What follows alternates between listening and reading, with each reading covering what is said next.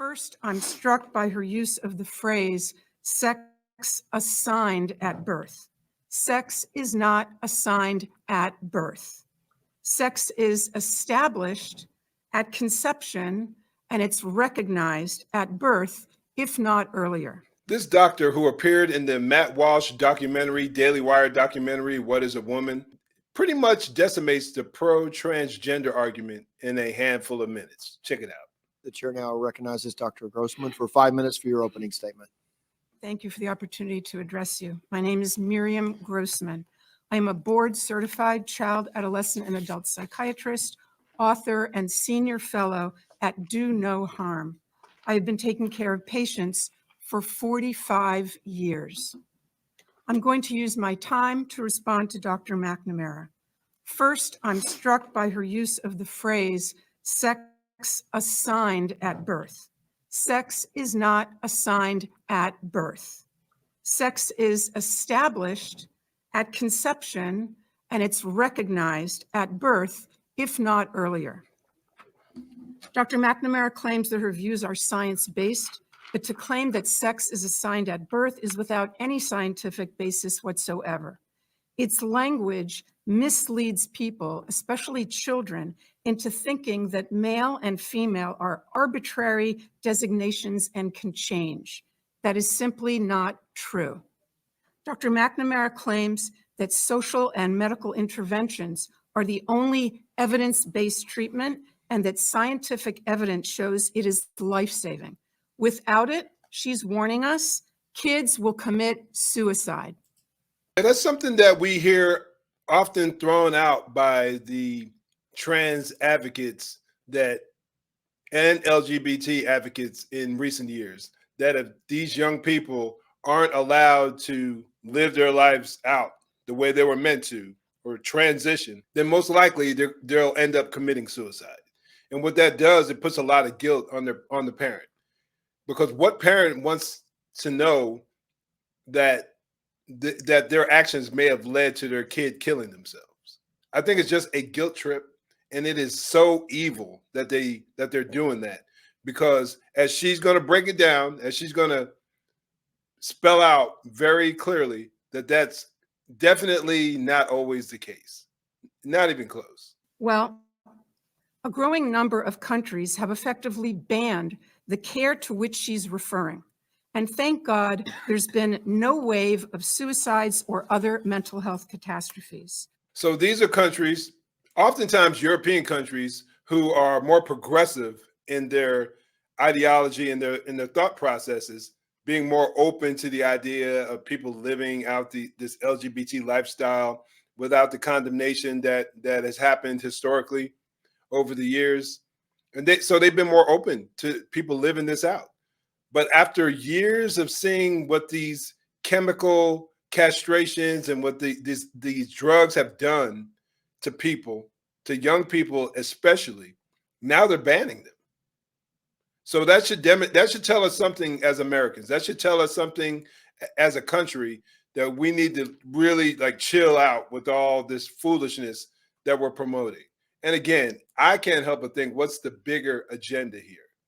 All of a sudden, there's this mass push to sexualize our children. For what? Why is that? It makes me wonder. 3 years ago, Finland placed strict limitations on medical interventions for minors. Sweden did the same thing after a 14-year-old girl was found to have osteoporosis and spinal fractures from puberty blockers. Wow. An investigation concluded, quote, the risks of anti-puberty and hormone treatment for those under 18 currently outweigh the possible benefits. And from the things I've seen, the little bit of research that I've done, even though I'm digging deeper into the topic, because I think it's really good that we have a good handle, a good understanding of this, because it's becoming increasingly prevalent. And many of the people in the world don't really have a cogent argument to push back on a lot of this foolishness. People inherently know it's wrong, but they don't understand the opposing side. And I think it's a good thing to understand the opposing side so that you can know how to defeat their arguments. But I think that it goes deeper, and the science is pretty clear from what I've seen, that it's not just the children who are being harmed negatively from the sex hormones and all the other things that people are taking in order to try to quote unquote change their gender. The long-term medical effects of that, from people I've heard who regret having attempted to transition, they say that their bodies will never be the same. Their bodies are destroyed, basically. They have all kinds of medical problems, and you just don't hear about that. If you hear about it, or if you even try to question it, you're called homophobic or transphobic. You're called a hater. And it's just another way that these people push you away, because they know that at the very core, at the very foundation, their perspective doesn't hold water. It just doesn't. UK conducted a review and called the evidence very low. They've also placed severe restrictions on the care that Dr. McNamara calls life-saving. Norway also analyzed the data and has made similar changes in policy. The National Academy of Medicine in France warned, quote, "Great medical caution must be taken in children and adolescents, given the vulnerability of this population and the many undesirable, even serious complications the therapies cause." Doctors in New Zealand and Australia have published similar statements. Is Dr. McNamara suggesting that all these countries are rejecting evidence-based treatment and placing their kids at risk of suicide? Regarding that point of view, Finland's gender expert, Dr. Rita Kaltiela, said, quote, "It's purposeful disinformation, the spreading of which is irresponsible." All 7 countries, and Florida too, of course, concluded that kids don't need their development interrupted, the girls don't need their periods stopped and their voices lowered, and the boys don't need to grow breasts. What they need is psychotherapy. I have other objections to Dr. McNamara's testimony. She insists that her position, only hers, represents standard medical care. What she doesn't want you to know is that there is no standard. There's a debate. There's a fierce debate. And on the side opposite her stand such prominent figures as Stephen Levine, Kenneth Zucker, Paul McHugh, and James Cantor, among others. These doctors are giants in the field.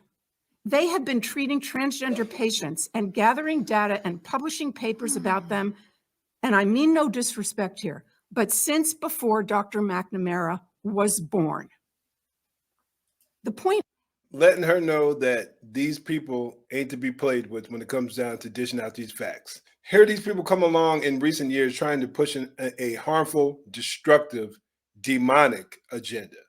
The point is that those veteran clinicians and others who have wisdom and experience are ignored because they disagree with the current narrative. They're against medical interventions for the same reason those 7 countries are. There is no evidence of long-term benefit, but there is evidence of harm. I'll end by quoting Jamie Reed, the courageous whistleblower from the Children's Gender Clinic in St. Louis. I believe that that hospital receives the medical education funding that we're discussing today. She said that doctors at that clinic said, "We are building the plane while we are flying it." We are building the plane while we are flying it. That's how they described the treatment at their gender clinic. Our precious tax dollars should not support such a perilous experiment. Man, that was good. She really went into detail, spoke about the other nations who have rejected this treatment, so-called treatment, this experimentation, I'd rather say, on our children, and it needs to be called out. Why is it that when it comes to the political left primarily,